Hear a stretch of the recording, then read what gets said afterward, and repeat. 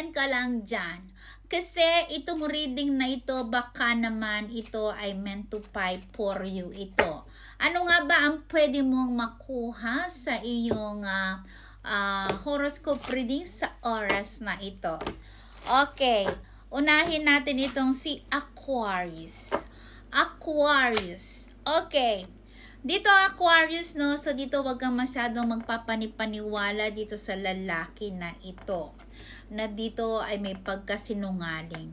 Ngunit meron namang celebration na magaganap sa inyong pamamahay itong coming lately na to or itong taon na ito, or there's something na meron kayong hindi nyo inaasahang bisita na darating.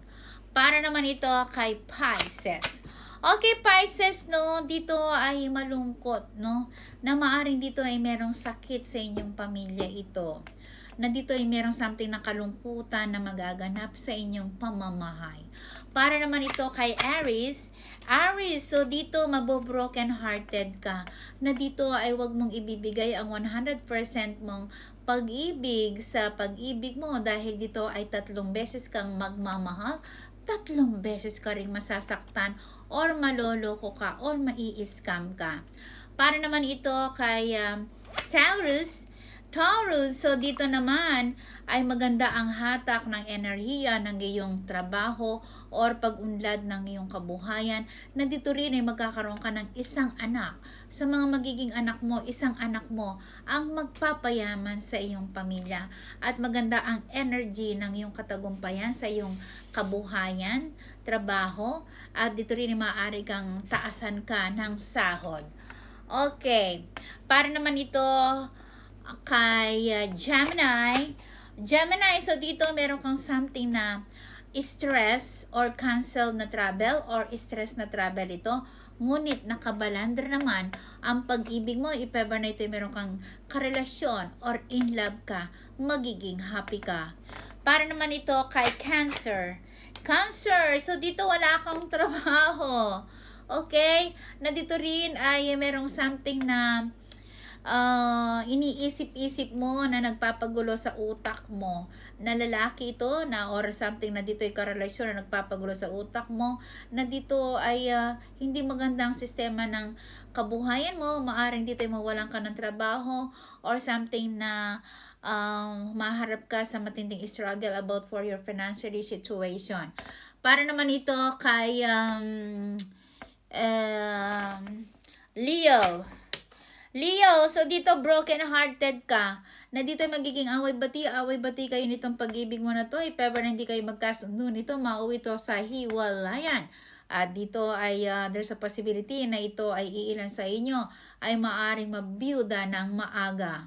Para naman ito kay Virgo. Virgo, so dito my darling, na dito naman maganda ang hatak ng pera sa iyo. No, although nandito nagkaroon ka ng matinding depression, by this time naman na dito if ever nagkaroon ka ng mga burden or nagkaroon ka ng matinding depression from the last year, ngayon naman maganda ang hatak ng pera sa iyo. Na dito rin meron kang instant na swerte or perang hindi mo to inaasahan, hindi mo ito pinagpaguran na darating sa iyo, or maaring ito ay meron kang panalo sa mga raffles draw. Para naman to kay Libra. Libra, maganda ang kabuhayan, no? If ever na dito ay hindi ka naging happy dyan sa trabaho mo, kay bigat-bigat ng mga pinagdaanan mo, na ginugusto mo magkaroon ka ng another sources of income or something negosyo to, ituloy mo lang ito dahil dito maganda ang enerhiya ng iyong kabuhayan or trabaho ito. Para naman to kay Scorpio. Scorpio, no, mag-ingat-ingat ka sa iyong kalusugan. Maaring dito ay meron kang idadaing din sa iyong katawan, na dito rin ay maaring maranasan mo ang broken hearted ka. Para naman ito or something na kaguluhan or hindi pagkakasundo or pagtatampo ito sa relasyon, na dito ay maaari ka maging broken hearted. Para naman ito kay Sagittarius. Okay, Sagittarius, maaaring dito ay magkakaroon ka ng foreigner na hindi mo to inaasahan. At sa mga magiging anak mo, meron kang isang anak na magpapayaman sa inyong pamilya. Kaso nga lang, laging magulo ang utak mo kung ikaw ay laging naguguluhan.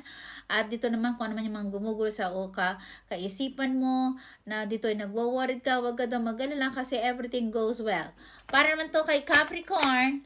Capricorn, ayan daw, Capricorn. So, dito maaari kang magkaroon ka ng instant swerte na magpapayaman sa inyo. Or dito ay meron kang something na mapapatapos sa inyong anak. Or something if ever na dito ay meron kang hinihintay na resulta. Or makapasa ito sa boarding sa school or examination ito, yes, magiging matagumpay. So, maganda ang ibubuga sa itong taon na to. At magiging mabilis ang pagangat ng taon na ito para sa iyo. Okay?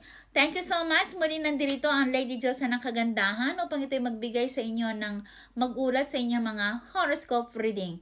Thank you and goodbye!